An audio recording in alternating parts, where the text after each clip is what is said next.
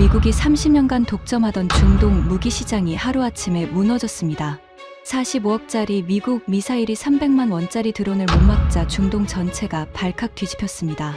미국은 4년을 기다리라 했고 이스라엘은 정치 조건을 걸었습니다. 프랑스는 실전 데이터조차 없었습니다. 그런데 한국이 나서자 모든 게 뒤집혔습니다. 가격은 155분의 1, 시간은 단 47초, 미국과 이스라엘과 프랑스가 동시에 얼어붙었습니다. 중동이 한국의 줄을 서기 시작한 충격적인 전말을 지금 공개합니다. 시작하기 전 구독과 좋아요, 그리고 대한민국 화이팅 댓글로 한국을 응원해주세요. 저는 카림 알 만수르, UAE 왕세자 전하의 직속 국방조달자문관입니다.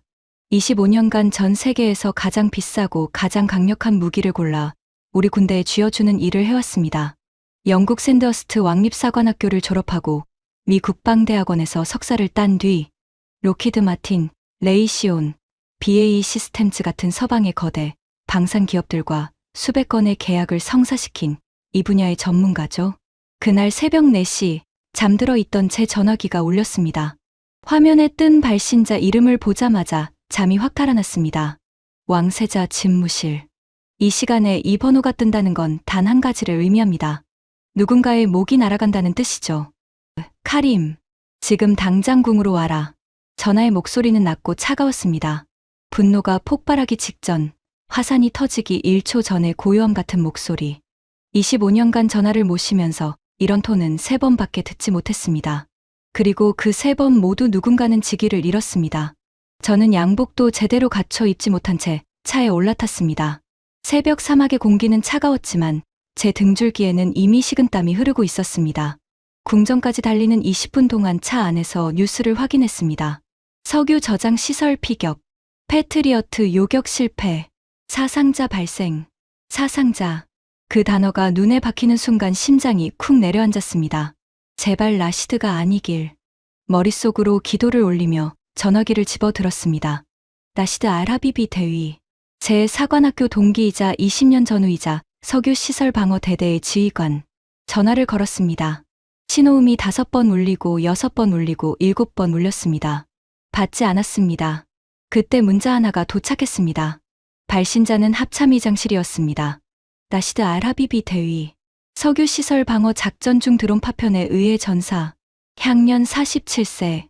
차 안에서 저는 한동안 움직일 수 없었습니다. 핸들을 쥔 운전병에게 잠깐 세워달라고 말하는 제 목소리가 남의 것처럼 들렸습니다. 차가 멈추자 저는 문을 열고 사막의 찬 공기를 들이마셨습니다. 코끝을 스치는 새벽 바람에서 85km 떨어진 곳에 연기 냄새가 희미하게 섞여 있는 것 같았습니다. 아니, 그건 제 착각이었을 겁니다. 하지만 가슴을 짓누르는 그 쓴 냄새만큼은 착각이 아니었습니다. 라시드. 지난달 그 녀석의 집에서 양고기를 먹으며 웃었던 기억이 떠올랐습니다. 큰아들이 올해 대학에 간다고 자랑하던 그 녀석의 얼굴이. 그리고 헤어질 때 제 어깨를 두드리며 했던 말. 카림, 너 덕분에 우리가 세계 최고의 무기를 갖고 있으니까 안심이야. 패트리어트가 우리를 지켜줄 거잖아. 세계 최고의 무기. 패트리어트. 제가 25년 동안 믿어 의심치 않았던 미국의 방패. 그 방패가 300만 원짜리 장난감을 막지 못해서 제 전우가 죽었습니다. 다시 차에 올라 궁전으로 향했습니다. 이를 악물었습니다. 앞니가 부서질 것 같을 만큼 꽉. 거울에 비친 제 눈은 충혈되어 있었고 턱 근육이 돌처럼 굳어 있었습니다. 궁전 지하 벙커에 도착하자 전하가 서 계셨습니다. 대형 스크린에는 불타는 석유 시설의 위성사진이 띄워져 있었습니다. 방 안에는 국방장관, 합참의장, 공군참모 총장까지 별이 수두룩한 장성들이 긴장한 표정으로 도열해 있었죠. 하지만 전하의 시선은 오직 저를 향하고 있었습니다. 카림. 전하가 스크린을 가리키며 입을 열었습니다. 내가 널 25년간 믿어온 이유가 뭔지 아나? 예, 전하. 세계 최고의 무기를 골라오라고 하시면 골라왔기 때문입니다. 그래, 세계 최고. 전하의 목소리에 비수가 섞여 있었습니다. 그런데 그 세계 최고가 저 꼴이다. 45억 원짜리 미사일이 300만 원짜리 드론 한 대 못 잡아서 내 군인이 죽었어. 교환비가 1대 150이야. 1대 150점. 전하는 책상 위에 놓인 서류 뭉치를 집어들더니 바닥에 내팽개쳤습니다. 그것은 제가 3년 전에 올린 패트리어트 PAC3 MSE 도입 보고서였습니다. 제가 직접 쓴 보고서. 세계 최고의 요격 체계라고 자신 있게 적었던 바로 그 보고서가 제 발치에 나뒹굴고 있었습니다. 바닥에 흩어진 종이를 주워 담을 수도 없었습니다. 무릎이 굳어서 몸을 숙일 수가 없었거든요. 수치심 때문이었습니다. 제 보고서가 틀렸습니다. 제 판단이 틀렸습니다. 그리고 그 대가를 라시드가 목숨으로 치렀습니다. 카림. 전화가 제 앞으로 한 걸음 다가왔습니다. 그 눈빛은 분노를 넘어 차가운 결의로 가득 차 있었습니다. 3개월을 주겠다. 전 세계를 뒤져서라도 진짜 되는 걸 찾아와라. 미국 것이든 이스라엘 것이든 화성에서 만든 것이든 상관없다. 단 하나, 조건이 있다. 다시는 내 군인이 저런 장난감 따위에 죽는 일이 없게 해라. 알겠나? 알겠습니다. 전하. 저는 고개를 숙여 인사했습니다. 하지만 속으로는 피가 끓고 있었습니다. 분노, 수치, 죄책감. 그 모든 감정이 뒤엉켜 하나의 단단한 결의로 뭉치는 것을 느꼈습니다. 반드시 찾아내겠다. 세상에서 가장 확실한 방패를. 벙커를 나서며 주머니에서 전화기를 꺼냈습니다. 맨 먼저 전화할 곳은 정해져 있었습니다. 로키드 마틴 중동지사. 제 30년 지기 제임스 하워드가 그곳의 지사장이었으니까요. 제임스, 나야 카림. 급한 건이 있어. 내일 워싱턴에서 만나자. 수화기 너머로 흘러나온 제임스의 목소리는 느긋했습니다. 오, 카림. 뉴스 봤어. 안 됐군. 하지만 걱정 마. 우리한테 딱 맞는 신형이 있거든. PAC3의 업그레이드 버전이야. 이번엔 진짜 다를 거야. 진짜 다르다. 3년 전에도 똑같은 말을 들었습니다. 제임스의 목소리에서 장사 속 냄새가 코를 찔렀지만 저는 애써 무시했습니다. 아직은 믿고 싶었으니까요. 25년간 함께 해온 동맹을요. 이틀 후 워싱턴에 도착했습니다. 로키드 마틴 본사가 있는 버지니아의 거대한 유리 건물. 로비에 들어서자 미국 특유의 과시적인 인테리어가 눈에 들어왔습니다. 벽면에는 F-35 전투기의 실물 크기 모형이 걸려 있었고 그 아래에 세계의 안보를 지킵니다라는 문구가 금박으로 새겨져 있었습니다. 세계의 안보라. 제 전우를 죽게 놔둔 주제의 말입니다. 제임스가 환한 미소로 저를 맞았습니다. 은발에 체격 좋은 60대 초반의 미국인. 30년 전 워싱턴 주재 무관 시절부터 알고 지낸 사이죠. 같이 골프도 치고 가족끼리 식사도 하던 친구. 하지만 오늘 제 눈에는 그의 미소가 보험 영업사원의 그것처럼 보이기 시작했습니다. 회의실에 들어가니 로키드 마틴의 영업팀 6명이 대기하고 있었습니다. 대형 스크린에는 화려한 프레젠테이션 슬라이드가 준비되어 있었죠. 그들은 2시간 동안 열변을 토했습니다.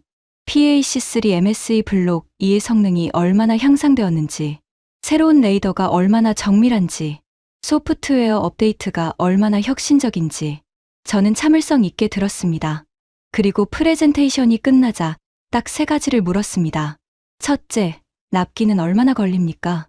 제임스가 옆에 앉은 생산 담당 부사장에게 눈짓을 보냈습니다. 부사장이 머쓱한 표정으로 대답했습니다.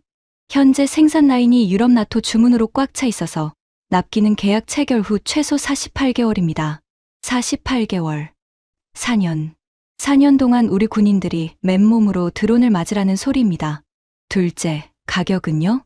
이번에는 제임스가 직접 대답했습니다. 그의 미소가 미세하게 뻣뻣해지더군요. 카림, 원자재 가격 상승과 공급망 이슈로 가격이 조금 조정되었어.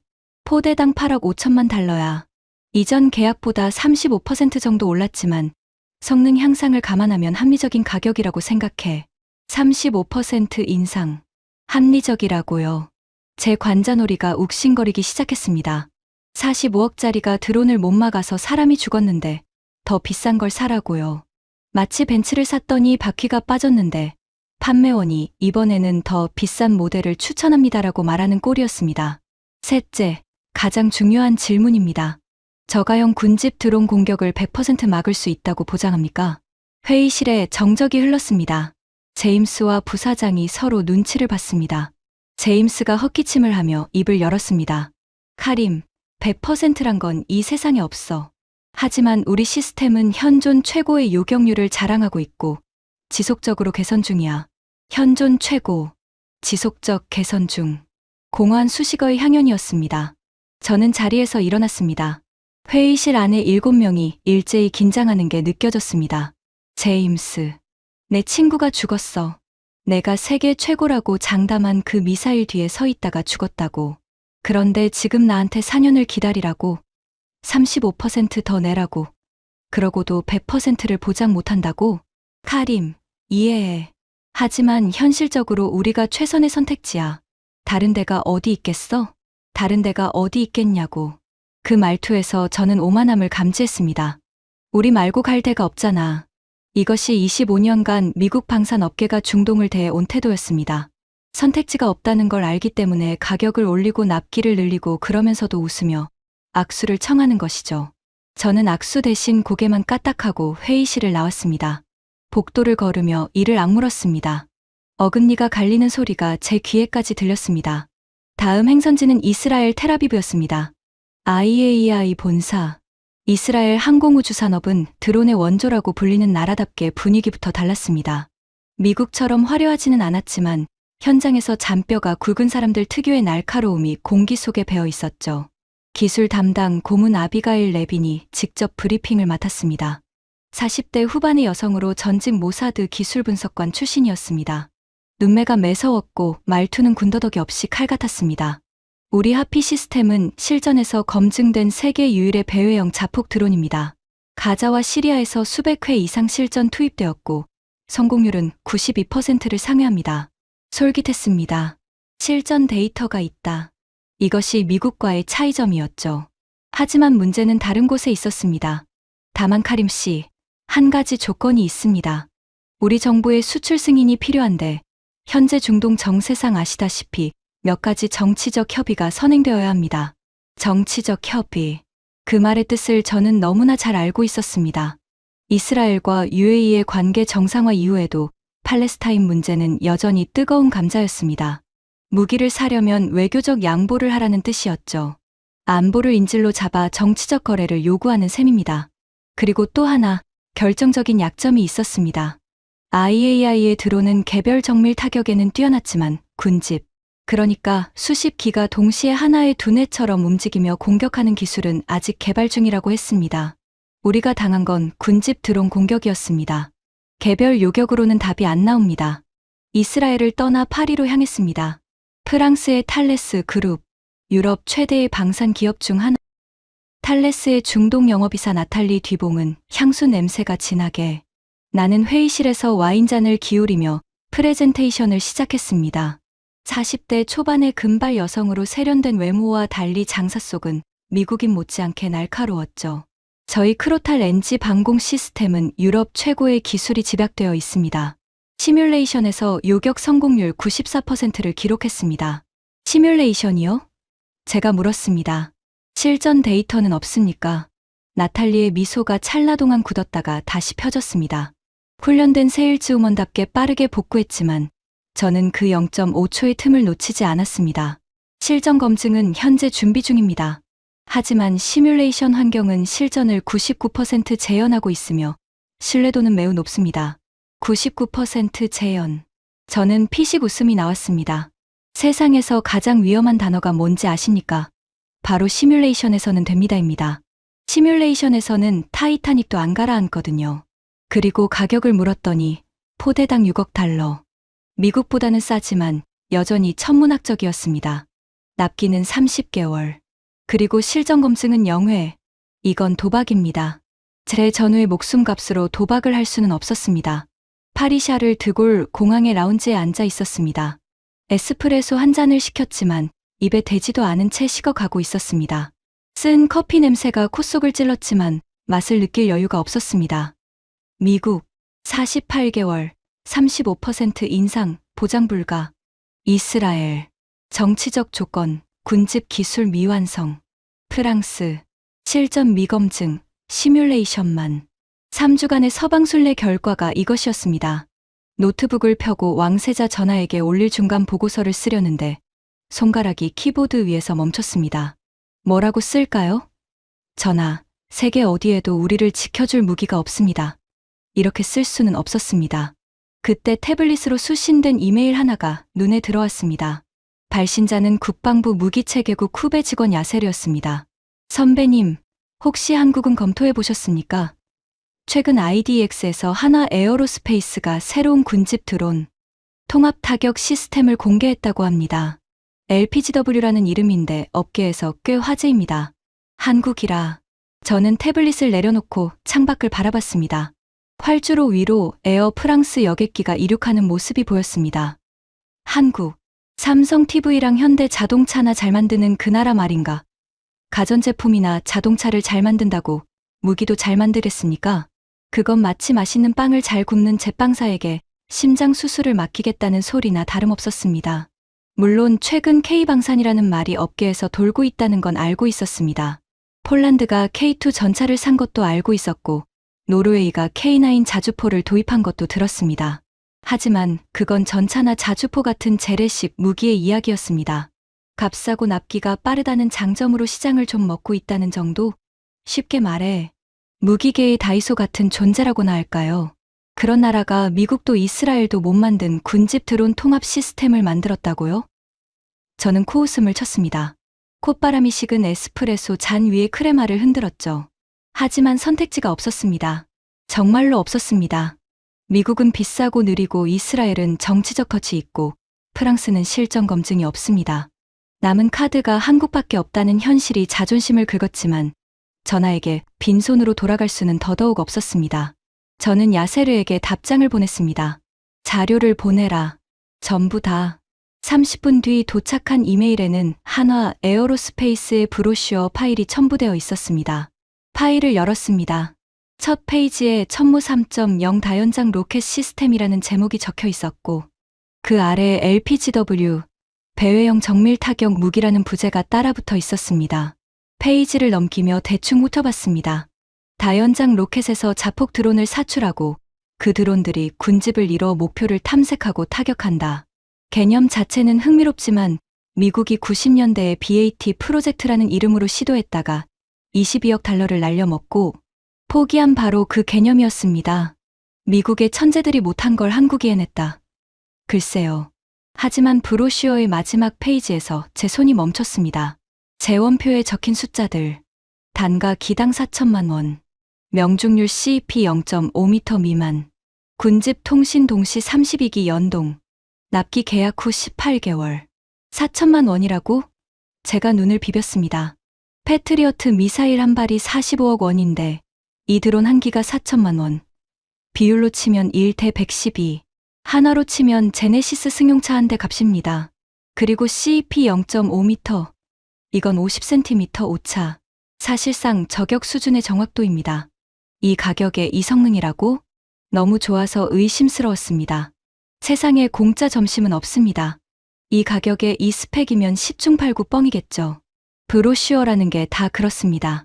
자동차 광고에서 연비 20km라고 적어놔도 실제로 타보면 14km 나오는 것처럼 방산업체의 브로슈어는 대부분 실제 성능의 마케팅 보정치 30%를 얹은 거니까요. 하지만 다른 선택지가 없다는 현실이 저를 움직였습니다. 저는 한화 에어로스페이스 중동 담당이라는 사람의 연락처를 찾아 전화를 걸었습니다. 신호음이 3번 울리자 차분한 남자 목소리가 받았습니다. 안녕하세요. 한화 에어로스페이스 중동 사업팀 박준혁입니다. 한국어 억양이 섞인 영어. 아니, 그는 아예 처음부터 한국어로 말하더니 곧바로 유창한 영어로 전환했습니다. 저는 단도직입적으로 말했습니다. 카림 알 만수르입니다. UAE 국방부 소속이요. 당신들의 LPGW 시스템에 대해 알고 싶소. 실사격 시연이 가능합니까? 수화기 너머로 잠시 정적이 흘렀습니다. 그리고 박준혁이라는 사람이 대답했습니다. 가능합니다. 다만 시연 일정은 최소 2주 전에 확정해 주셔야 합니다. 장소는 어디를 원하십니까? 한국 내 사격장도 가능하고 원하시면 귀국 사막에서도 시연할 수 있습니다. 우리 사막에서 잠깐 그게 가능하다고요? 미국은 자기네 땅에서도 시연 일정 잡는데 6개월 걸린다고 했는데 한국은 우리나라까지 와서 쏴 보여주겠다고요? 네. 장비 운송과 세팅에 2주면 충분합니다. 사막 환경이 오히려 저희 시스템의 강점을 보여드리기에 적합합니다. 저는 전화를 끊고 한동안 멍하니 앉아 있었습니다. 이상한 기분이었습니다. 미국은 4년을 기다리라고 했습니다. 이스라엘은 정치적 조건을 내걸었습니다. 프랑스는 시뮬레이션 결과만 내밀었습니다. 그런데 한국은 2주 안에 우리 사막까지 와서 실탄으로 직접 쏴 보여주겠다고요. 자신감인가? 아니면 무지에서 오는 뻔뻔함인가? 둘 중 하나였습니다. 어느 쪽이든 직접 확인해 봐야겠죠. 최악의 경우 드론이 사막 바닥에 처박히는 코미디를 구경하게 될 것이고, 최선의 경우, 글쎄요. 아직은 최선의 경우를 상상할 수가 없었습니다. 저는 항공편을 변경했습니다. 목적지를 파리에서 인천으로, 한국에 가서 공장부터 직접 보겠다는 결심이 섰습니다. 브로슈어가 아니라 제 눈으로 확인해야 했으니까요. 비행기가 이륙하고 좌석 등받이에 머리를 기댔습니다. 창밖으로 파리의 야경이 멀어져 갔습니다. 에펠탑의 불빛이 점점 작아지더니 이윽고 구름 속으로 사라졌습니다. 25년간 미국과 유럽의 무기만 만져온 제가 한국행 비행기를 타고 있다니. 이건 마치 미슐랭 3스타 레스토랑의 단골이 동네 분식집에 가보겠다고 나서는 꼴이나 다름없었습니다. 기대는 제로였습니다. 하지만 어쩌겠습니까? 미슐랭 3스타에서 식중독에 걸렸는데 분식집이라도 가봐야죠. 눈을 감았습니다. 라시드의 얼굴이 떠올랐습니다. 웃고 있는 라시드. 양고기를 뜯으며 큰 소리로 농담을 던지던 라시드. 내 아들이 대학에 가는 걸 보지 못하고 떠난 라시드. 기다려라, 친구. 반드시 답을 찾아올 테니까. 비행기가 구름 위로 올라갔습니다. 창밖에 별이 보이기 시작했습니다. 12시간 뒤면 나는 한 번도 가본 적 없는 나라에 발을 딛게 될 겁니다. 삼성과 현대와 BTS의 나라. 하지만 무기의 나라? 아직은 상상이 되지 않았습니다. 그래도 한 가지, 아주 오래전 기억 하나가 희미하게 떠올랐습니다. 20년도 더 전, 제가 신참 장교였을 때 UAE 사막 합동훈련에서 만났던 한국군 교관. 김대위라는 이름의 그 젊은 장교. 한여름 50도의 사막에서 물 한 모금 마시지 않고 밤새 장비를 손보던 그 사람. 제가 왜 이렇게까지 합니까? 라고 물었을 때 그가 뭐라고 대답했었죠. 우리나라는 한 번 뺏기면 다시 못 찾습니다. 그래서 죽어도 지키는 겁니다. 그때는 그냥 군인의 허세라고 생각했습니다. 하지만 지금, 25년이 지난 지금, 그 말이 묘하게 가슴에 걸렸습니다. 죽어도 지키는 나라. 그런 나라가 만든 무기라면 혹시 아닙니다. 아직은 기대하지 말자. 기대는 실망의 어머니니까요. 저는 눈을 감고 억지로 잠을 청했습니다. 12시간 뒤에 모든 게 결정될 테니까요. 한국이라는 나라가 25년간 서방만 바라보던 제 세계관을 뒤집을 수 있을지, 아니면 예상대로 시간 낭비에 그칠지를. 다만 한 가지 확실한 건 빈손으로 돌아갈 수는 없다는 것이었습니다. 라시드의 무덤 앞에 서려면 적어도 답 하나는 들고 가야 했으니까요. 인천공항에 내린 순간 첫인상은 의외였습니다. 깨끗했습니다. 아니, 깨끗한 정도가 아니라 수술실처럼 정돈되어 있었습니다. 중동에서 유럽까지 수십 개 나라의 공항을 밟아봤지만 입국장 바닥에 먼지 한 톨 보이지 않는 공항은 처음이었습니다. 세관 통과에 걸린 시간은 12분. 워싱턴 덜레스 공항에서 2시간 넘게 줄을 선 기억이 떠올라 피식 웃음이 나왔습니다. 하지만 그것뿐이었습니다. 공항이 깨끗하다고 무기를 잘 만드는 건 아니니까요. 저는 마중 나온 한화 에어로스페이스 직원의 안내를 받아 곧장 국내선으로 갈아탔습니다. 목적지는 창원. 한화 에어로스페이스의 본거지라고 했습니다. 비행기에서 내려다본 한국의 풍경은 좁았습니다. 산이 많고 평지가 적었습니다. 이 작은 나라가 세계 방산 시장에서 이름을 날리고 있다고? UAE 면적의 12분의 1도 안 되는 땅에 5천만 명이 옹기종기 모여 사는 나라가. 솔직히 실감이 나지 않았습니다. 창원에 도착하니 박준혁 상무가 직접 마중을 나와 있었습니다. 전화 통화로만 알던 그 사람. 상상했던 것과 달랐습니다. 미국이나 프랑스의 방산 영업 담당자들은 하나같이 맞춤 양복에 명품 시계를 차고 향수 냄새를 풍기며 악수를 건네는 스타일이었는데 이 사람은 달랐습니다. 감색 점퍼의 면바지, 두꺼운 안경 너머로 보이는 눈빛은 차분하면서도 날카로웠습니다. 악수를 청하자 거칠고 단단한 손바닥이 느껴졌습니다. 사무실에서만 일하는 사람의 손이 아니었습니다. 만나서 반갑습니다. 카림 자문관님. 먼 길 오시느라 고생하셨습니다. 공장으로 바로 가시겠습니까? 아니면 호텔에서 쉬셨다가 내일 시작하시겠습니까? 바로 갑시다. 시간이 없소. 알겠습니다. 그것이 대답의 전부였습니다. 미국이었으면 이 시점에서 최소 30분간의 환영 인사와 저녁 만찬 제안과 골프 라운드 초대가 쏟아졌을 겁니다. 프랑스였으면 와인 한 잔은 기본이었겠죠. 하지만 이 한국인은 알겠습니다. 한마디로 끝내고 차 문을 열었습니다. 어색하면서도 묘하게 안심이 되는 간결함이었습니다. 차가 한화 에어로스페이스 창원 공장 정문에 멈추는 순간 저는 처음으로 자세를 고쳐 앉았습니다.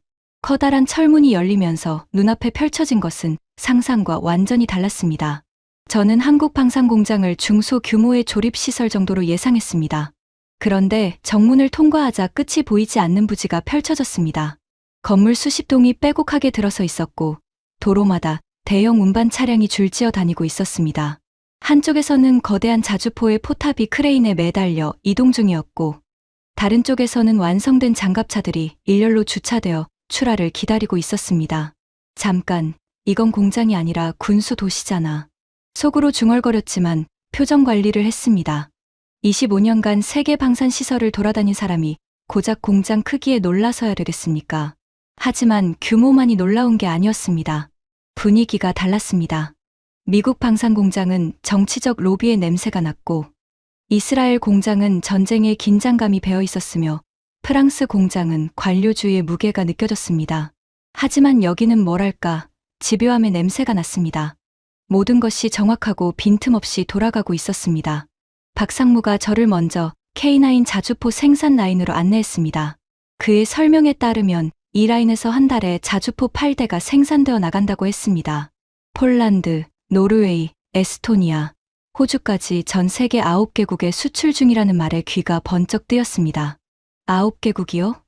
제가 되물었습니다. 네, 내년까지 12개국으로 늘어날 예정입니다. 미국의 M109 자주포가 전 세계 시장을 독점하던 시절이 있었습니다. 하지만 지금 이 한국산 K9이 그 자리를 빠르게 잠식하고 있다는 뜻이었습니다. 자주포 하나만으로도 대단한데 이건 시작에 불과했습니다. 다음으로 안내받은 곳은 천무다연장 로켓 시스템 최종 조립 라인이었습니다. 거대한 공장 안으로 들어서는 순간 제 발이 멈추었습니다. 길이 12m, 무게 25톤의 거대한 발사 차량이 줄줄이 서 있었습니다. 차량 위에는 40연장 로켓 포드가 장착되어 있었고 각 포드에는 다양한 구경의 로켓탄이 혼합 탑재될 수 있다는 설명이 붙어 있었습니다. 하지만 제 시선을 사로잡은 건 포드 맨 끝에 장착된 소형 발사관이었습니다. 다른 로켓탄보다 확연히 작은 관 6개가 나란히 꽂혀 있었습니다. 저건 뭡니까? 박상무가 고개를 돌렸습니다. 그의 표정에 미세한 변화가 일어났습니다. 자부심. 아주 잠깐 스쳤지만 제가 놓칠 리 없었죠. LPGW 발사관입니다.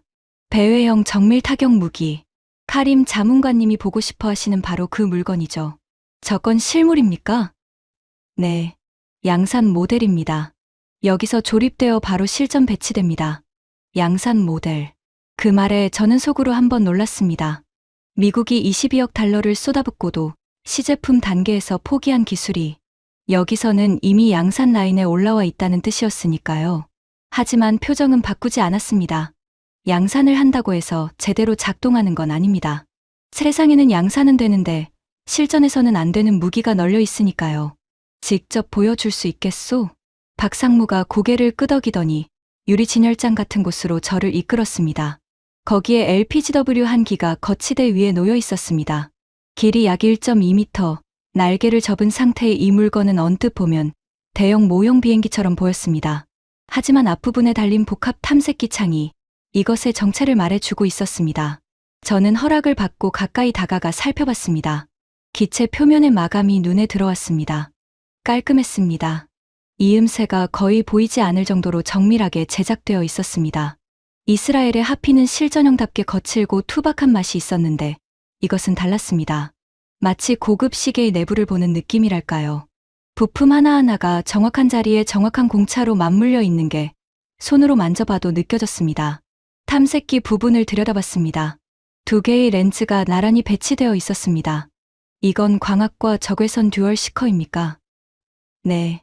하지만 그게 다가 아닙니다. 박상무가 말했습니다. 편광 필터가 내장되어 있습니다. 사막 환경에서 지표면 온도가 60도에서 70도까지 올라가면 일반 적외선 센서로는 표적과 배경을 구분하기가 거의 불가능합니다. 미국의 BAT가 실패한 핵심 원인 중 하나가 바로 이 문제였죠. 저희는 편광 필터를 추가해서 금속 표면의 편광 반사 패턴과 자연물의 반사 패턴을 구분합니다.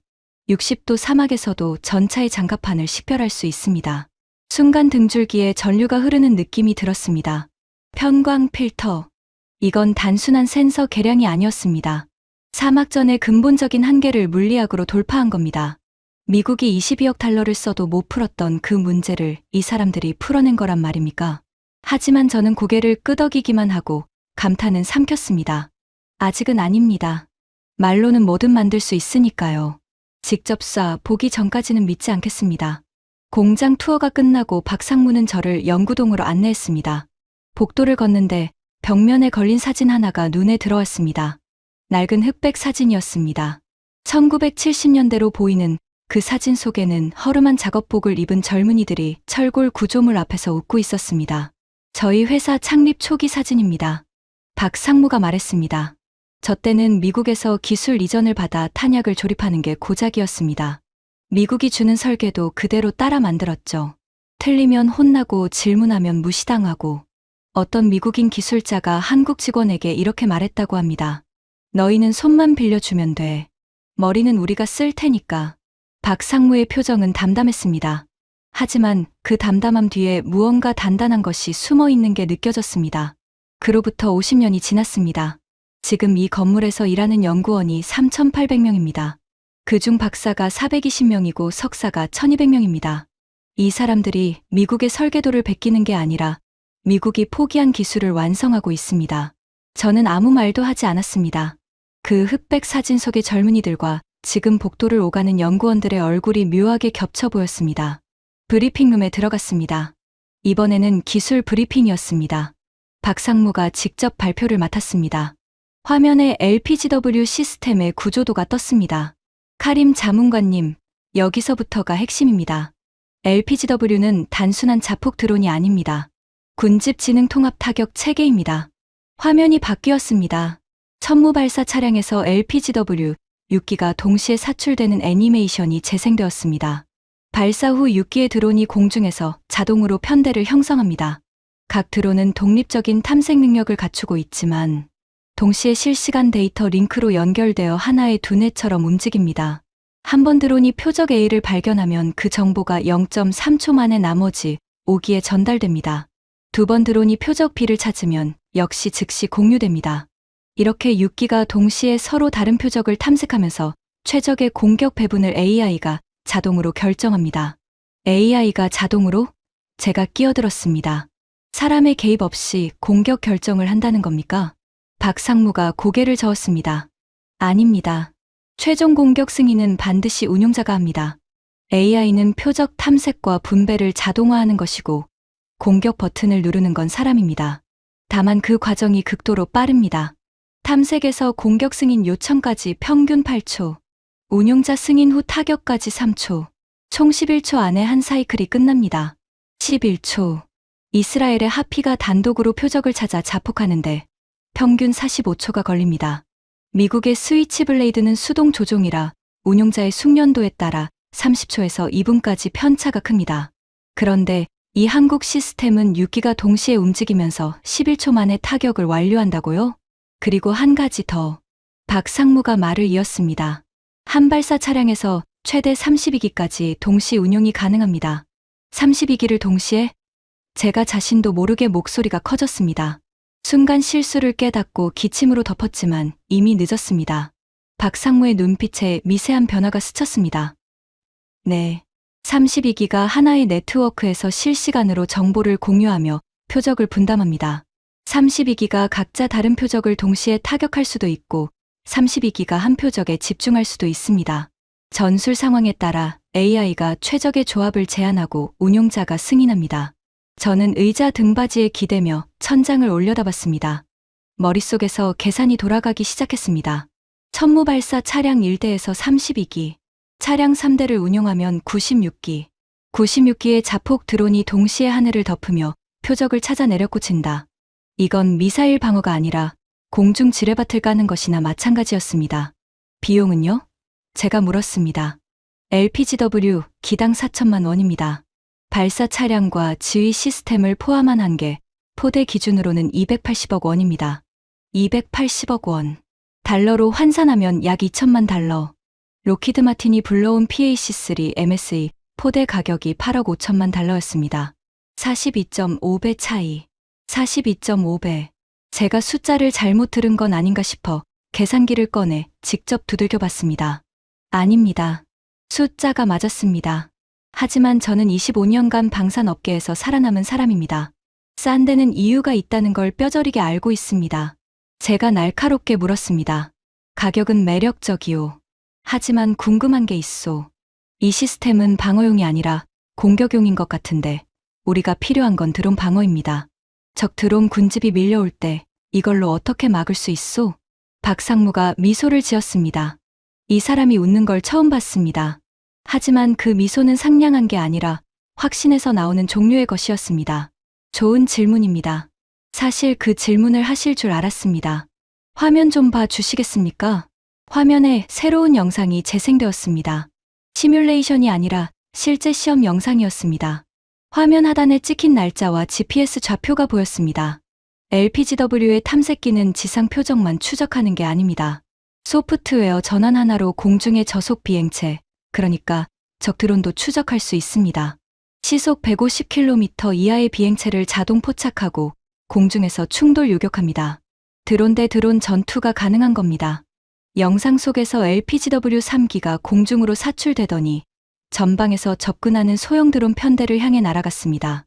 LPGW들이 속도를 줄이며 배회 패턴에 진입하더니 순식간에 가속하여 적 드론에 정확히 충돌했습니다.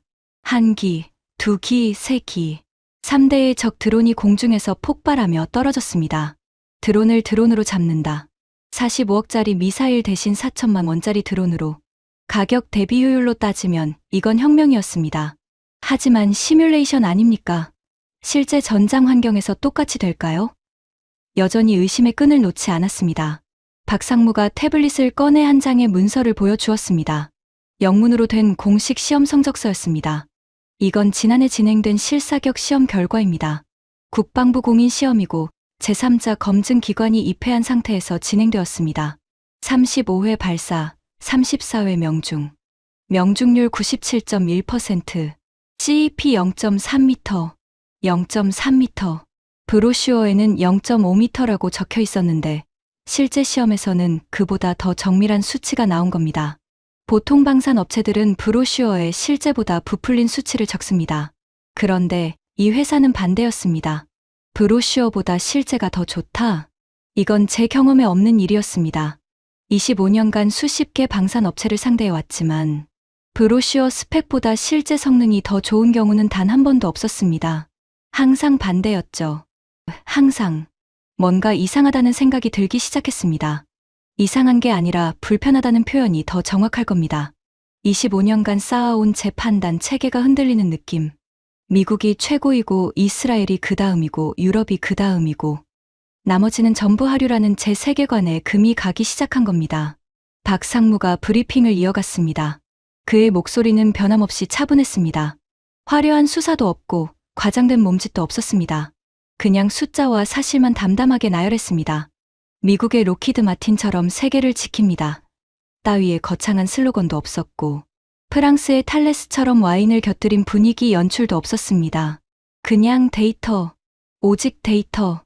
그런데 이상하게도 그 무미건조한 데이터가 어떤 미사여구보다 강렬하게 다가왔습니다. 브리핑이 끝나고 박상무가 물었습니다. 실사격 시연 일정을 잡으시겠습니까? 자문관님 요청에 따라 UAE 사막 현지에서 진행할 준비가 되어 있습니다. 잠깐, 한 가지 조건이 있소. 박상무가 고개를 갸우뚱했습니다. 시연 때 다른 나라 업체들도 참관하게 해주시오. 로키드 마틴, IAI, 탈레스. 이 세 곳의 담당자를 초대하겠소. 같은 조건에서 비교해보고 싶습니다. 제 의도는 명확했습니다. 한국 혼자 쏘면 자기들끼리 짜고 치는 건 아닌지 의심할 수 있으니까요. 경쟁사를 데려다 놓고 비교 시연을 시키면 가장 객관적인 평가가 가능합니다. 그리고 솔직히 말하면 한국이 실패하는 모습을 보고 안심하고 싶은 마음도 10% 정도 있었습니다. 그래야 미국으로 돌아갈 명분이 생기니까요. 박상무의 표정에 놀라운 변화가 일어났습니다. 아무 변화가 없었다는 게 놀라운 변화였습니다. 망설임도 당혹감도 불안도 없이 그는 고개를 끄덕였습니다. 좋습니다. 환영합니다. 시연 조건도 그쪽에서 정하셔도 됩니다. 표적 배치, 기상 조건, 거리 설정 전부 자문관님 재량입니다. 뭐라고요? 시연 조건을 우리가 정해도 된다고요? 이건 전례가 없는 제안이었습니다. 보통 방산 업체의 시연은 자기네 홈그라운드에서 자기네가 정한 최적 조건으로 진행합니다. 바람이 없는 날, 시야가 완벽한 시간, 미리 계산된 거리. 그래야 성공 확률이 높으니까요. 그런데 이 한국 사람은 상대방이 조건을 정해도 좋다고 했습니다. 이건 자신감을 넘어선 뭔가였습니다. 도발에 가까운 확신이었습니다. 알겠소. 그럼 2주 후 아부다비 사막에서 봅시다. 저는 창원을 떠나며 차 안에서 왕세자 전하에게 전화를 걸었습니다. 전하, 한국에서 흥미로운 걸 발견했습니다. 아직 확정은 아니지만 실사격 시연을 준비 중입니다. 미국, 이스라엘, 프랑스 업체도 함께 부를 예정입니다. 수화기 너머로 전하의 목소리가 들려왔습니다. 한국이라. 전하의 목소리에 회의적인 톤이 섞여 있었습니다. 카림, 너 혹시 사막에서 너무 오래 있어서 신기루라도 본 건 아니겠지? 전하, 저도 아직은 반신반의입니다. 하지만 한 가지만은 확실합니다. 이 사람들의 눈빛이 보통이 아닙니다. 눈빛으로 전쟁을 하나, 실탄으로 증명하게 해라. 알겠습니다, 전하. 전화를 끊고 창밖을 바라봤습니다. 한국의 밤 풍경이 스쳐 지나갔습니다. 야간에도 불이 환한 공장들, 퇴근길 차량으로 꽉 찬 도로, 편의점 간판이 줄지어 빛나는 골목. 이 작은 나라는 잠을 자지 않는 것 같았습니다. 문득 20년 전 사막에서 만났던 그 한국군 김대위가 다시 떠올랐습니다. 밤새 잠도 안 자고 장비를 고치던 그 사람. 죽어도 지키는 겁니다라고 말하던 그 눈빛. 오늘 박상무의 눈빛에서도 같은 것이 보였습니다. 조용하지만 절대로 물러서지 않는 그 무엇. 아직은 확신할 수 없었습니다. 하지만 호기심은 의심을 넘어서기 시작했습니다. 2주 후 아부다비 남쪽 180km 지점의 군사 시험장. 새벽 5시. 사막의 공기는 아직 차가웠지만 해가 뜨면 곧 50도를 넘길 겁니다. 일부러 이 시간에 시작하는 게 아니었습니다. 저는 일부러 오후 1시, 사막이 가장 뜨거운 시간대에 시연을 잡았습니다. 기온 52도, 지표면 온도 70도에 가까운 극한 조건. 미국의 BAT가 무너진 바로 그 조건이었습니다. 시험장에 도착하니 이미 여러 나라의 사람들이 모여 있었습니다. 제가 초대한 3명의 손님이 와 있었습니다. 로키드 마틴의 제임스 하워드, 제 30년 지기, 갈색 가죽 부츠에 선글라스를 걸친 전형적인 텍사스 출신답게 여유 있는 미소를 짓고 있었습니다. 오, 카림. 한국 무기 구경 한번 해보자고? 소풍 기분이야. IAI의 아비가일 레빈. 검은 머리를 단정하게 묶고 팔짱을 낀 채 사막을 응시하고 있었습니다. 표정은 무덤덤했지만 눈빛은 예리했습니다. 하피와 하롭의 어머니라고 불리는 이스라엘 최고의 드론 전문가. 그녀가 무슨 생각을 하는지는 알 수 없었습니다. 탈레스의 나탈리 뒤봉. 사막에 어울리지 않는 하이힐을 신고 와서 모래에 발이 빠지고 있었습니다. 하지만 표정만큼은 도도했죠. 제가 어젯밤에 찾아본 한국 무기 영상들이 있는데요. 솔직히 인상적이지 않았어요. 사격장 조건이 너무 이상적이었거든요. 그리고 한국팀. 박상무를 포함해 기술자 8명이 이틀 전에 도착하여 장비를 설치해 놓은 상태였습니다. 천무 발사 차량 1대와 지휘 차량 1대, 그리고 각종 계측 장비가 사막 위에 정렬되어 있었습니다. 제가 세팅한 시험 조건은 이랬습니다. 표적 퇴역 장갑차 4대, 시험장 전방 3km에서 8km 사이에 불규칙하게 배치, 위장막으로 덮어 유관 식별 불가, 기상 오후 1시 시작, 기온 52도 예상, 지표면 온도 70도 이상, 가시거리 제한적, 추가 조건 시연 30분 전에 표적 위치를 무작위 변경, 한국팀에게 사전 좌표 미제공. 이건 사실상 불가능에 가까운 조건이었습니다. 사막 한가운데서 위장된 표적을 70도 지표면 열기 속에서 찾아내서 때리라는 겁니다. 제가 일부러 까다롭게 만든 겁니다. 25년간 무기 시험을 봐온 경험으로 말씀드리면 이 조건에서 성공하는 무기 체계는 제가 아는 한 존재하지 않았습니다. 제임스가 제 옆으로 와서 작은 목소리로 속삭였습니다. 카림, 이 조건이면 우리 PAC3도 힘들어. 솔직히 말해서 한국 애들한테 좀 심하게 잡은 거 아니야? 저도 알아. 하지만 진짜 되는지 보려면 진짜 조건에서 봐야지. 제임스가 어깨를 으쓱했습니다. 그의 표정에서 나는 여유를 읽었습니다. 이 조건이면 한국이 실패할 게 뻔하다는 자신감이었겠죠. 오전 시간은 장비 점검과 안전 브리핑으로 흘러갔습니다. 한국 기술팀이 천무 차량과 발사 시스템을 최종 점검하는 모습을 지켜봤습니다. 8명의 기술자가 거의 말없이 움직였습니다. 한 사람이 연결부를 확인하면 다른 사람이 바로 계측 장비를 갖다 대고 또 다른 사람이 기록을 남겼습니다. 마치 한 번도 실수하면 안 된다는 듯이. 아니, 한 번도 실수한 적이 없는 사람들처럼. 아비가일이 저에게 다가와 낮은 목소리로 말했습니다. 저 사람들의 점검 절차가 재미있군요. 우리 IAI 공장의 프로토콜과 꽤 비슷해요. 아니, 어떤 부분은 더 정밀해요. 놀랍네요. 이스라엘 드론 전문가가 놀랍다고 말한 건 이번이 처음이었습니다. 하지만 그녀는 곧 표정을 거두었습니다. 물론 점검 절차가 좋다고 실전에서 되는 건 아니지만요. 오후 12시 45분. 시험 시작 15분 전. 사막의 열기가 절정에 달했습니다. 아지랑이가 지평선을 일그러뜨리고 있었습니다. 모래바닥에 손을 대면 화상을 입을 정도의 온도. 숨을 들이쉴 때마다 뜨거운 공기가 폐를 태우는 느낌이었습니다. 참관인 전원이 에어컨이 가동되는 관측 차량 안으로 들어갔습니다. 그런데 한국 기술팀은 밖에 서 있었습니다. 모자를 눌러쓰고 긴 소매를 걷어붙인 채 묵묵히 발사 차량 옆에 서 있었습니다. 52도의 열기 속에서 박상무도 마찬가지였습니다. 점퍼를 벗지도 않았습니다. 저 사람들 괜찮은 건가요? 나탈리가 관측 차량 창문 너머로 한국팀을 바라보며 물었습니다. 열사병에 걸리겠어요. 괜찮을 겁니다. 제가 대답했습니다. 이유는 모르겠지만 직감적으로 그렇게 느꼈습니다. 20년 전 사막 훈련에서 만난 김대휘도 같았습니다. 50도의 사막에서 물 한 모금 없이 밤새 버텼던 그 한국인. 이 사람들은 뭔가 다릅니다. 편안함보다 완벽함을 먼저 챙기는 종류의 사람들. 오후 1시 정각. 박상무의 무전기에서 짧은 한국어가 흘러나왔습니다. 준비 완료. 저는 관측 차량의 모니터를 주시했습니다. 화면에 사막의 열화상 영상이 잡혀 있었습니다. 70도에 가까운 지표면이 온통 붉게 타오르고 있었습니다. 이 열기 속에서 위장된 장갑차 4대를 찾아내라고? 인간의 눈으로는 절대 불가능한 조건이었습니다. 적외선 센서로도 지표면과 표적의 온도 차이가 거의 없어 식별이 극히 어렵습니다. 발사.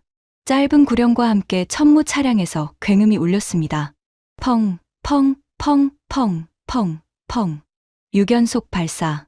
관측 차량의 유리가 진동했습니다. LPGW 6기가 하늘로 솟구쳤습니다. 로켓 부스터의 붉은 화염이 파란 사막 하늘에 6줄의 흰 연기를 그었습니다. 제임스가 선글라스를 벗고 모니터에 코를 가져다 댔습니다. 아비가일은 팔짱을 풀었습니다. 나탈리는 하이힐을 벗어 던지고 맨발로 모니터 앞에 섰습니다. 누구도 말을 하지 않았습니다. 6기의 LPGW가 부스터를 분리하고 날개를 펼쳤습니다. 고도 약 500m에서 배회 패턴에 진입했습니다. 모니터 화면에 6개의 점이 원을 그리며 도는 모습이 잡혔습니다. 서로의 간격이 정확했습니다. 마치 보이지 않는 줄로 연결된 것처럼 일정한 거리를 유지하며 움직였습니다. 그때 박상무가 관측 차량 안에 스피커를 켰습니다. 지휘 차량과 연결된 통신이었습니다. 한국어와 영어가 교차하며 흘러나왔습니다. 3번 드론, 편광 이상 신호 감지, 방위각 127도, 거리 4.8km, 불과 발사 후 18초 만이었습니다. 70도 사막에서 위장된 표적의 편광 반사를 감지한 겁니다. 미국이 못 풀었던 바로 그 문제. 그 말이 사실이었습니다. 한 번 드론 확인, 동일 지점 편광 패턴 매칭, 금속 표면 확인, 표적 A 확정, 5번 드론, 2번째 이상 신호, 방위각 203도, 거리 6.2km, 표적 B 추정, 4번, 6번 드론 이동, 방위각 310도 구역 탐색 중, 6기의 드론이 동시에 서로 다른 방향으로 정보를 교환하며 표적을 찾아나가는 모습이 실시간으로 중계되었습니다. 화면에 6개 점이 마치 생각을 가진 것처럼 효율적으로 사막을 훑어나갔습니다. 발사 후 31초, 4개 표적 전부 확정 완료. 공격 배분 최적화 진행 중. 31초 만에 8km 범위에 불규칙하게 흩어진 4개의 위장 표적을 전부 찾아낸 겁니다. 제 심장이 빨라지기 시작했습니다. 공격 배분 완료. 1번, 2번 드론 표적 A, 3번 드론 표적 B, 4번 드론 표적 C, 5번, 6번 드론 표적 D. 운용자 승인 대기. 박상무가 관측 차량을 돌아보며 말했습니다. 지금부터가 핵심입니다. 운용자가 승인하면 타격이 시작됩니다. 통신에서 운용자의 목소리가 울렸습니다. 공격 승인. 화면의 6개 점이 일제히 방향을 틀었습니다. 배회를 멈추고 각자의 표적을 향해 일직선으로 돌진하기 시작했습니다. 속도가 급격히 올라갔습니다. 6개의 점이 화면에서 6개의 선이 되어 사막 위를 갈랐습니다. 3초 후 첫 번째 폭발이 일어났습니다. 표적 B. 화면에 흰 섬광이 번쩍이더니 열화상 카메라에 붉은 원이 피어올랐습니다. 그와 거의 동시에 두 번째 폭발. 표적 C. 0.5초 간격으로 세 번째 폭발. 표적 A. 그리고 마지막 네 번째 폭발. 표적 D. 발사부터 전 표적 타격 완료까지 47초. 관측 차량 안에 정적이 내려앉았습니다. 5초, 10초, 15초가 지나도 아무도 입을 열지 않았습니다. 먼저 움직인 건 아비가일이었습니다. 그녀가 천천히 의자에서 일어나 모니터 앞으로 다가갔습니다. 화면에는 4개 표적 위치에서 연기가 피어오르는 열화상 영상이 잡혀 있었습니다. CEP 데이터를 볼 수 있습니까? 그녀의 목소리가 미세하게 떨리고 있었습니다. 박상무가 계측 데이터를 화면에 띄웠습니다. 표적 A 직격. 탄착점 오차 0.28m. 표적 B 직격. 탄착점 오차 0.31m. 표적 C 직격. 탄착점 오차 0.19m. 표적 D 직격. 탄착점 오차 0.35m. 평균 CEP 0.28m. 0.28m. 30cm가 안 되는 오차. 70도 사막에서 위장된 표적에 대해 사전 좌표 없이 아비가일이 고개를 돌려 저를 바라봤습니다. 그녀의 얼굴에서 색이 빠져 있었습니다. 이스라엘 최고의 드론 전문가 하피와 하롭의 산증인이 창백한 얼굴로 저를 바라보고 있었습니다. 제임스가 선글라스를 벗었습니다. 이마에 땀이 흐르고 있었는데 사막의 열기 때문만은 아닌 것 같았습니다. 그의 입술이 몇 번 움찔거렸지만 소리가 나오지 않았습니다. 30년간 세계 최고의 무기를 팔아온 로키드 마틴의 간판이 말을 잃은 겁니다. 나탈리가 맨발로 한 발짝 뒤로 물러섰습니다. 그녀의 눈이 커져 있었습니다. 모니터에서 눈을 떼지 못한 채 혼잣말처럼 중얼거렸습니다. 시뮬레이션이 아니라고요? 이게 실탄이라고요? 저는 의자에 앉은 채 두 손으로 무릎을 짚었습니다. 손바닥에 땀이 흥건했습니다. 심장이 귀까지 울리는 듯 했습니다. 47초.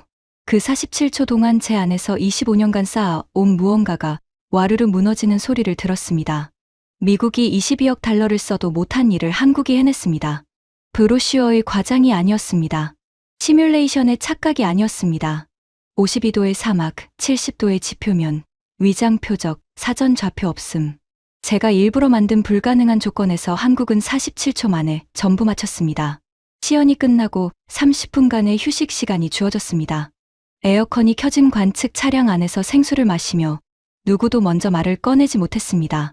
침묵이 무거웠습니다. 제임스가 먼저 입을 열었습니다. 그의 목소리에서 아까의 여유는 완전히 사라져 있었습니다. 카림, 좀 이따 둘이서 이야기 좀 하자. 박상무가 나지막하게 말했습니다. 비교 데이터 브리핑을 준비해왔습니다. 지금 보시겠습니까? 저는 고개를 끄덕였습니다. 직감적으로 알았습니다. 이 데이터가 오늘의 결론을 완전히 바꿔놓을 거라는 것을. 박상무가 노트북을 열고 프로젝터에 연결했습니다. 관측 차량의 한쪽 벽에 화면이 비쳤습니다. 제목은 간단했습니다. 비용 대비 효과 분석. 시나리오 소형 군집 드론 50기의 공격을 방어하는 경우. 첫 번째 슬라이드. 미국 패트리어트 PAC-3 MSE. 방어 방식은 미사일 요격. 소형 드론 1기를 잡기 위해 미사일 한 발을 소모합니다. 미사일 단가 45억 원. 드론 50기를 전부 잡으려면 미사일 50발이 필요합니다. 하지만 PAC-3의 소형 드론 요격 성공률은 약 60%입니다. 애초에 탄도미사일을 잡으려고 만든 물건이라 저속 소형 표적에는 최적화되어 있지 않으니까요. 그래서 실제로는 드론 50기를 막기 위해 미사일 83발을 쏴야 합니다. 비용은 3,735억 원. 그리고 시간은 포대당 분당 4발 발사 기준으로 약 21분이 걸립니다. 21분이면 드론은 이미 목표물을 때리고도 남죠. 제임스의 얼굴이 빨갛게 달아올랐습니다. 하지만 반박하지 못했습니다. 숫자는 거짓말을 하지 않으니까요. 두 번째 슬라이드. 이스라엘 아이언돔. 소형 드론 대응 능력은 PAC-3보다 낮습니다. 타미르 요격체의 단가는 약 7억 원. 50기 방어 비용은 약 350억 원에서 580억 원 사이. 하지만 아이언돔 역시 본래 로켓탄과 포탄을 잡는 시스템이라 군집 드론에 대한 최적화는 미완성입니다. 그리고 정치적 수출 조건이 따라붙죠. 아비가일이 입술을 깨물었습니다. 그녀는 반박하지 않았습니다. 이스라엘의 드론 전문가가 숫자 앞에서 침묵한다는 건 숫자가 맞다는 뜻이었습니다. 세 번째 슬라이드. 프랑스 크로탈 렌지. 미사일 단가 약 12억 원. 하지만 군집 드론 대응 실전 데이터가 전무합니다. 시뮬레이션 성공률 94%는 이상적 환경에서의 수치입니다. 사막 극한 환경에서의 데이터는 없습니다. 나탈리가 눈을 감았습니다. 네 번째 슬라이드. 한국 LPGW. 드론 대 드론 방어 방식. LPGW 기당 4천만 원. 50기를 잡기 위해 LPGW 60기 투입. 여유분 포함입니다. 비용은 24억 원. 시간은 표적 탐색부터 전표적 타격까지 약 90초. 비용 24억 원 대 3,735억 원. 시간 90초 대 21분. 비율 가격 155분의 1점 시간 14분의 1점. 관측 차량 안이 또다시 침묵에 잠겼습니다. 제임스가 의자에서 일어나더니 차 문을 열고 밖으로 나갔습니다. 사막의 뜨거운 바람이 차 안으로 밀려들었습니다. 그의 뒷모습이 아지랑이 너머로 흔들려 보였습니다. 아비가일이 박상무에게 물었습니다.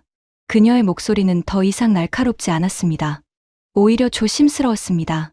한 가지 질문이 있습니다. 편광 필터 기술은 어디서 왔습니까? 외부 도입입니까? 자체 개발입니다. 한국광기술원과 한화중앙연구소가 공동으로 7년간 연구한 결과물입니다. 7년. 아비가일이 고개를 끄덕였습니다. 그녀의 눈에 무언가가 번뜩였습니다. 존경이었을까요? 아니면 경계심이었을까요? 어쩌면 둘 다였을 겁니다. 나탈리가 자리에서 일어나며 말했습니다. 그녀의 목소리에 처음으로 가식이 벗겨진 솔직함이 묻어 있었습니다. 카림 씨, 제가 드릴 수 있는 조언은 하나입니다. 이건 가격 경쟁의 문제가 아닙니다. 세대가 다른 문제입니다. 우리는 미사일로 드론을 잡으려 하고 있고, 한국은 드론으로 드론을 잡고 있어요. 이건 승마 기수가 자동차 경주에 나간 것과 같습니다. 프랑스 방산 영업이사의 입에서 나온 자기 부정. 그 순간 저는 이것이 단순한 무기 성능 비교를 넘어선 문제라는 걸 깨달았습니다. 미국과 유럽과 이스라엘이 여전히 미사일의 시대를 살고 있을 때, 한국은 이미 드론 군집 시대의 무기를 만들어 놓은 겁니다. 밖으로 나가 제임스를 찾았습니다. 그는 발사 차량에서 30m쯤 떨어진 곳에 서서 아직 연기가 피어오르는 사막 저편을 바라보고 있었습니다. 제임스. 그가 돌아봤습니다. 선글라스를 벗은 그의 눈가에 주름이 깊게 패여 있었습니다. 30년 지기의 얼굴에서 처음 보는 표정이었습니다. 패배감이 아니라 그보다 더 깊은 무엇, 시대가 자기를 넘어가고 있다는 자각 같은 것이었습니다. 카림, 내가 너한테 할 말이 있어. 들어보지. 우리가 PAC-3 가격을 올린 건 순수 원가 상승 때문이 아니야. 솔직히 말하면 너희한테 다른 선택지가 없다는 걸 알았기 때문이야. 독점의 횡포라고 해도 할 말이 없어. 하지만 카림, 이건 내가 결정한 게 아니야. 워싱턴 본사 이사회의 방침이야. 알고 있었어. 처음부터. 그래, 너는 알고 있었겠지. 제임스가 쓴웃음을 지었습니다. 그리고 말을 이었습니다. 카림, 오늘 본 건 진짜야. 저건 가짜가 아니야. 나도 30년간 이 바닥에서 살아온 사람이야. 저건 우리가 5년, 아니 10년 안에 따라잡을 수 있는 기술이 아니야. BAT가 실패한 이후로 우리는 저 방향을 완전히 포기했거든. 그런데 한국은 그 방향으로 7년을 달린 거야. 7년의 차이가 아니라 방향의 차이야. 그의 말이 사막의 뜨거운 공기 속에 녹아들었습니다. 저는 아무 대답도 하지 않았습니다. 30년 지기가 자기 회사의 무기가 졌다고 인정하는 순간에 무슨 말을 할 수 있겠습니까? 대신 한 가지만 물었습니다. 제임스, 만약 내가 나라면 어디 걸 사겠어? 제임스가 사막 저편을 한참 바라보다가 대답했습니다. 카림, 나는 로키드 마틴 사람이야. 그러니까 공식적으로는 우리 걸 사라고 해야겠지. 그가 잠시 멈추었다가 작은 목소리로 덧붙였습니다. 하지만 내가 내 친구로서 물어보는 거라면 대답은 달라. 라시드가 아직 살아있다면 뭘 선택했겠어? 그걸 생각해봐. 라시드. 그 이름이 나오자 제 가슴에 날카로운 것이 박히는 느낌이 들었습니다. 47세에 죽은 제 전우. 대학 간 아들 자랑을 하던 아버지. 패트리어트가 지켜줄 거라고 믿었던 군인. 제임스가 제 어깨를 한번 두드리고 차량 쪽으로 돌아갔습니다. 저는 그 자리에 한동안 서 있었습니다. 사막의 열기가 온몸을 감쌌지만 느껴지지 않았습니다. 머릿속이 뜨거운 모래보다 더 뜨겁게 달궈지고 있었으니까요. 47초, 24억 원. CEP 0.28m. 숫자는 거짓말을 하지 않습니다. 25년간 미국만 바라보던 제 눈앞에 완전히 새로운 풍경이 펼쳐지고 있었습니다. 그리고 그 풍경의 한가운데에 한국이라는 두 글자가 선명하게 서 있었습니다. 하지만 아직 결정은 내리지 않았습니다. 숫자가 맞아도, 시연이 완벽해도 최종 결정은 제 가슴이 하는 겁니다. 그리고 제 가슴은 아직 25년의 관성과 싸우고 있었습니다. 제가 먼저 해야 할 일이 있었습니다. 숙소로 돌아가 왕세자 전하에게 보고하는 것. 오늘 본 것을 전하에게 어떻게 설명해야 할까? 45억짜리가 못한 일을 4천만 원짜리가 해냈습니다. 전하가 믿을까요? 차에 올라타기 전 마지막으로 천무 발사 차량을 돌아봤습니다. 한국 기술팀 8명이 말없이 장비를 정리하고 있었습니다. 박상무가 직접 소매를 걷어붙이고 발사관을 닫고 있었습니다. 상무급 임원이 직접 장비를 닦는 모습. 미국에서도 이스라엘에서도 프랑스에서도 본 적 없는 장면이었습니다. 문득 궁금해졌습니다. 저 사람들은 왜 저렇게까지 하는 걸까? 어떤 나라, 어떤 역사가 저런 사람들을 만든 걸까? 답을 알 것 같기도 하고 아직 모르겠기도 했습니다. 분명한 건 하나였습니다. 오늘 사막에서 47초 동안 일어난 일은 숫자와 기술의 이야기만이 아니었습니다. 그건 사람의 이야기였습니다. 50년 전 허름한 작업복을 입고 미국의 설계도를 베끼던 사람들의 후예가 이제 미국이 포기한 기술을 완성하여 중동의 사막에서 쏘아 올린 이야기. 그리고 그 이야기는 아직 끝나지 않았습니다. 숙소에 돌아온 건 저녁 8시가 넘어서였습니다. 아부다비의 밤하늘에 별이 쏟아지고 있었지만 올려다볼 여유가 없었습니다. 샤워를 하고 나와 침대에 앉았습니다. 머리가 복잡했습니다. 에어컨 바람이 젖은 머리카락을 스쳤지만 식지 않는 열기가 가슴 안쪽에서 여전히 들끓고 있었습니다. 책상 위에 놓인 여행 가방 안에서 낡은 가죽 수첩을 꺼냈습니다. 아버지의 수첩. 아버지가 돌아가시기 전 제게 남기신 유일한 유품이죠. 1970년대에 UAE 건국 초기 관료로 일하셨던 아버지. 석유가 터지기 전 사막 위의 천막에서 나라의 미래를 설계하셨던 분. 수첩의 한 페이지를 펼쳤습니다. 아버지의 필체로 적힌 아랍어 문장이 눈에 들어왔습니다. 카림, 강대국의 그늘에서는 편하지만 안전하지는 않다. 그들이 우산을 펼쳐주는 건 비가 올 때가 아니라 햇볕이 좋을 때뿐이다. 진짜 폭풍이 오면 그들은 우산을 접고 자기 머리부터 가린다. 스스로 지붕을 지어라. 스스로 지붕을 지어라. 어린 시절부터 수백 번 들은 말이었습니다. 하지만 저는 그 말을 따르지 않았죠. 미국이라는 거대한 우산 아래에서 25년을 보냈습니다. 미국의 무기를 사고, 미국의 전략을 따르고, 미국의 동맹이라는 이름 아래에서 안전하다고 믿었습니다. 그런데 진짜 폭풍이 왔을 때 무슨 일이 일어났습니까? 미국의 45억짜리 미사일이 300만 원짜리 드론을 못 막았습니다. 그리고 제 친구 라시드가 죽었습니다. 아버지 말씀이 맞았습니다. 강대국의 우산은 진짜 폭풍 앞에서 종이 한 장보다 못했습니다. 수첩을 덮고 눈을 감았습니다. 라시드의 얼굴이 떠올랐습니다. 그리고 오늘 사막에서 본 47초의 장면이 그 뒤를 이었습니다. 두 개의 이미지가 겹쳤습니다. 라시드의 죽음과 한국 드론의 비행이. 하나는 실패의 결과이고 하나는 성공의 증거였습니다. 그때 20년 전의 기억이 다시 찾아왔습니다. 사막 훈련장에서 만난 한국군 김대위. 50도의 열기 속에서 밤새 장비를 고치던 그 사람에게 제가 물었었죠. 왜 이렇게까지 합니까? 장비가 고장나면 본국에 보고하고 교체를 요청하면 되지 않습니까? 김대위가 고개를 저었습니다. 땀에 젖은 군복 위로 사막의 모래가 달라붙어 있었습니다. 그의 눈은 충혈되어 있었지만 흐리지 않았습니다. 오히려 어둠 속에서 더 선명하게 빛나고 있었죠. 우리나라는 교체를 요청할 곳이 없습니다. 고장나면 우리가 고쳐야 합니다. 그게 안 되면 새로 만들어야 합니다. 60년 전에는 총알 하나 못 만드는 나라였습니다. 지금 제가 정비하고 있는 이 장비도 우리가 직접 만든 겁니다. 남이 안 팔아주면 우리가 만들고 우리가 만든 게 부족하면 더 좋은 걸 만듭니다. 그래서 죽어도 지키는 겁니다. 한번 뺏기면 다시 못 찾으니까요. 그때 저는 그 말을 이해하지 못했습니다. UAE는 석유라는 무한한 자원이 있었고 그 돈으로 세계 최고의 무기를 살 수 있었으니까요. 굳이 직접 만들 필요가 없었습니다. 하지만 지금 25년이 지난 지금 김 대위의 말이 뼈를 때리는 것처럼 아팠습니다. 한국은 가난했기 때문에 스스로 만들었습니다. 선택지가 없었기 때문에 불가능을 가능으로 바꿨습니다.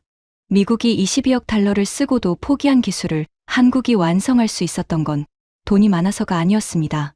포기할 수 없었기 때문이었습니다. 등 뒤에 바다가 있고 앞에 적이 있는 나라. 물러설 곳이 없는 사람들이 만든 무기. 그래서 그 무기에는 절박함이 들어 있었습니다. 숫자로는 설명할 수 없는 사람의 의지가. 전화기를 들었습니다. 왕세자 전하에게 전화를 걸었습니다. 밤 10시. 이 시간에 전화를 깨우는 건 실례였지만 이건 아침까지 기다릴 수 있는 보고가 아니었습니다. 전하, 카림입니다. 카림. 전하의 목소리는 의외로 깨어 있었습니다. 오늘 어땠나? 전하, 제가 25년간 이 일을 해오면서 단 한 번도 드린 적 없는 보고를 드리겠습니다. 말해봐라. 한국의 무기 체계를 봤습니다. 오늘 사막 시연에서 52도의 극한 환경, 위장 표적, 사전 좌표 미제공의 조건으로 시험했습니다. 결과는 6기 발사, 4개 표적 전부 직격, 소요 시간 47초, 평균 오차 0.28m, 비용은 미국의 155분의 1입니다. 수화기 너머로 긴 침묵이 이어졌습니다. 카림, 전하의 목소리가 낮아졌습니다. 내가 25년간 나한테 한 번도 안 하던 소리를 하고 있다는 건 알겠다. 그래서 묻겠다. 내 목숨을 걸 수 있나? 25년간 전하를 모시면서 이 질문을 3번 들었습니다. 3번 모두 국가의 운명이 걸린 순간이었죠. 저는 1초도 망설이지 않았습니다. 걸겠습니다. 전하. 제 목숨뿐 아니라 제 명예까지 걸겠습니다. 다시 침묵. 그리고 전하가 말했습니다. 좋다. 내일 궁으로 와라. 국방장관과 합참의장을 부를 테니 내가 직접 브리핑해라. 그리고 카림, 한 가지만 기억해라. 내가 널 믿는 건 내 경력 때문이 아니라 내 눈빛 때문이야. 오늘 내 목소리에서 그 눈빛이 들린다. 전화를 끊고 수첩을 다시 펼쳤습니다. 아버지의 글씨 위에 손가락을 얹었습니다. 스스로 지붕을 지어라. 하지만 아버지, 지붕을 지을 목수가 미국이나 유럽에만 있는 줄 알았습니다. 한국이라는 나라에 그보다 더 뛰어난 목수가 있다는 걸 저는 오늘에야 알았습니다. 아버지의 수첩을 가방에 다시 넣고 침대에 누웠습니다. 천장을 바라보며 마지막으로 한 사람을 떠올렸습니다. 라시드. 내가 답을 찾은 것 같아. 내 아들이 대학을 다니는 동안 이 나라의 하늘에는 더 이상 장난감 드론이 뚫고 들어오지 못할 거야. 내가 약속한다. 눈을 감았습니다. 오랜만에 편안한 잠이 올 것 같았습니다. 다음 날 아침 궁전 회의실, 국방장관, 합참의장, 공군참모총장, 해군참모총장, 방위사업청장까지 UAE 군부의 핵심 인사들이 모두 모여 있었습니다. 왕세자 전하가 상석에 앉아 계셨습니다. 저는 1시간에 걸쳐 브리핑을 했습니다. 미국, 이스라엘, 프랑스, 한국 네 나라의 무기 체계를 하나하나 비교하며 숫자와 영상 증거를 제시했습니다. 47초의 실사격 영상이 재생될 때 회의실의 공기가 굳어지는 게 느껴졌습니다. 브리핑이 끝나자 국방장관이 먼저 입을 열었습니다. 카림 자문관, 솔직히 놀랍군. 하지만 한국 무기는 중동에서 실전 검증이 없지 않나? 폴란드에서 전차를 샀다지만 그건 유럽 환경이고 우리는 사막이야. 맞습니다, 장관님. 하지만 어제 시연은 우리 사막에서 우리가 설정한 조건으로 진행되었습니다. 52도, 70도 지표면, 위장 표적. 이보다 더 가혹한 조건은 실전밖에 없습니다. 합참의장이 끼어들었습니다. 미국과의 관계는 어떻게 됩니까? 한국 무기를 사면 미국이 가만히 있겠습니까? 회의실에 긴장이 감돌았습니다. 이것이 진짜 문제였습니다. 중동 국가들이 미국 무기를 사는 건 성능 때문만이 아니라 미국과의 동맹 관계를 유지하기 위한 정치적 선택이기도 했습니다. 한국 무기를 대량 도입하면 미국이 외교적 보복을 하지 않을까? 제가 대답하기 전에 전화가 입을 열었습니다. 내가 대답하겠다. 전화의 목소리는 차분하지만 단호했습니다. 미국과의 관계는 중요하다. 하지만 미국의 미사일이 내 군인을 지키지 못한다면 그 관계가 무슨 의미가 있나?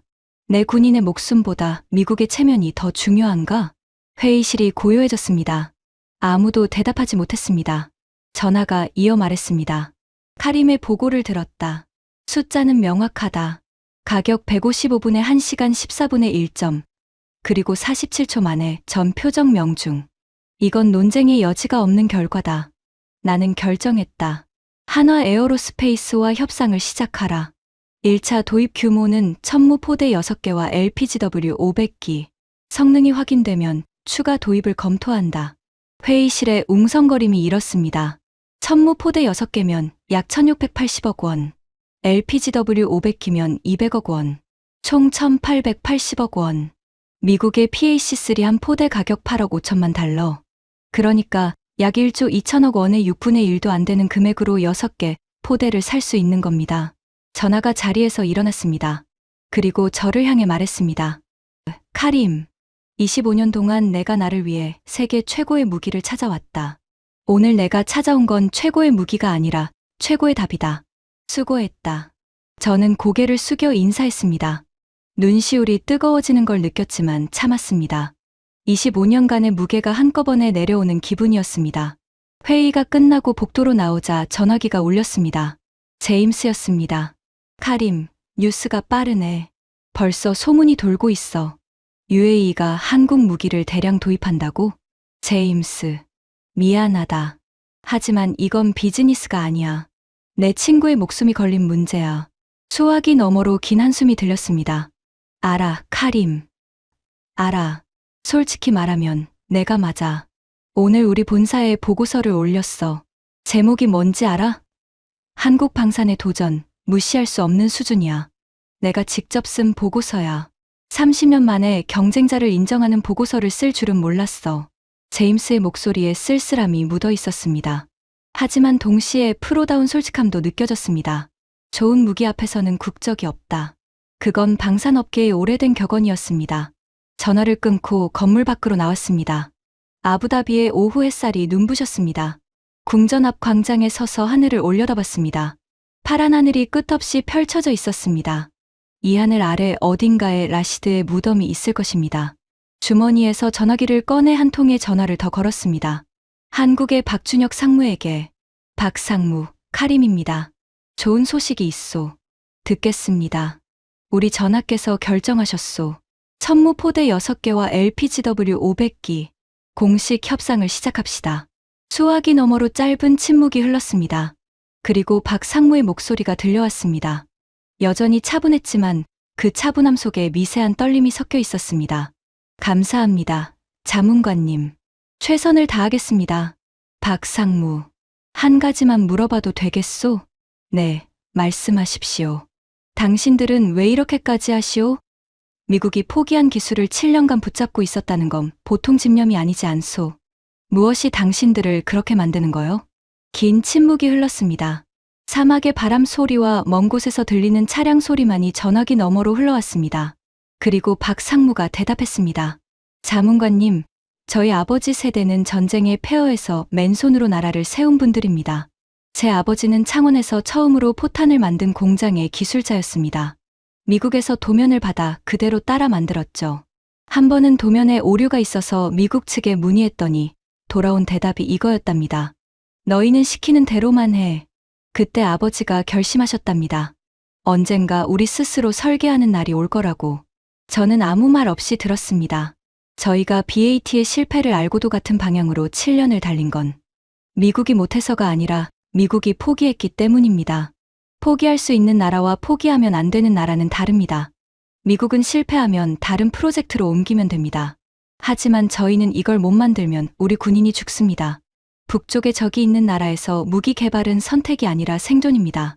전화를 끊고 한동안 광장에 서 있었습니다. 목이 메었습니다. 뜨거운 것이 눈 안쪽에서 차오르는 걸 느꼈습니다. 포기할 수 있는 나라와 포기하면 안 되는 나라. 그 한마디가 모든 것을 설명했습니다.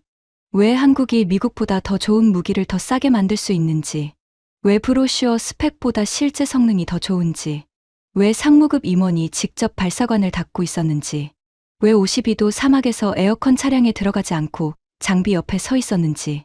그건 기술력의 차이가 아니었습니다. 절박함의 차이였습니다. 그로부터 6개월 후 천무포대 첫 번째 세트가 UAE에 도착했습니다. 납기 18개월이라고 했던 박상무의 말과 달리 14개월 만에 인도되었습니다. 4개월이나 빨랐습니다. 그 소식이 알려지자 중동 전역이 들썩였습니다. 사우디아라비아 국방부에서 먼저 연락이 왔습니다. 우리도 시연을 볼 수 있습니까? 카타르가 뒤따랐습니다. 이라크가 따라왔습니다. 심지어 이집트에서도 비공식 문의가 들어왔습니다. 폴란드의 전차, 노르웨이의 자주포에 이어 이제 중동의 방공까지. 한국은 조용히 그러나 확실하게 세계 방산 지도를 다시 그리고 있었습니다. 저는 라시드의 무덤을 찾았습니다. 사막 위의 작은 묘지, 하얀 비석 앞에 무릎을 꿇었습니다. 아직 새하얀 비석의 표면이 오후 햇살에 뜨거웠습니다. 손바닥으로 비석을 감싸 쥐었습니다. 뜨거웠지만 놓지 않았습니다. 라시드, 늦었지만 찾았다. 내 아들의 하늘을 지킬 방패를 찾았어. 45억짜리 거짓 방패가 아니라 4천만 원짜리 진짜 방패를. 이상하지? 세상에서 가장 비싼 게 최고가 아니더라. 세상에서 가장 절박한 사람들이 만든 게 최고였어. 바람이 불었습니다. 사막의 모래가 비석 위로 살짝 날렸습니다. 마치 라시드가 대답이라도 하듯이. 일어서면서 하늘을 올려다봤습니다. 저 높은 곳 어딘가에서 이제 곧 한국산 드론들이 이 나라의 하늘을 지키게 될 겁니다. 4천만 원짜리 작은 날개들이 32기씩 떼를 지어 날며 300만 원짜리 장난감 따위는 두 번 다시 이 하늘을 넘보지 못하게 할 겁니다. 25년간 저는 세계 최고의 무기를 찾아다녔습니다. 미국의 유리 건물에서, 이스라엘의 콘크리트 벙커에서, 프랑스의 향수 냄새 나는 회의실에서. 하지만 진짜 답은 한국의 먼지 나는 공장에 있었습니다. 50년 전 미국의 설계도를 베끼던 사람들의 후예가 이제 세계가 베끼고 싶어하는 무기를 만들고 있었습니다. 아버지, 지붕을 찾았습니다.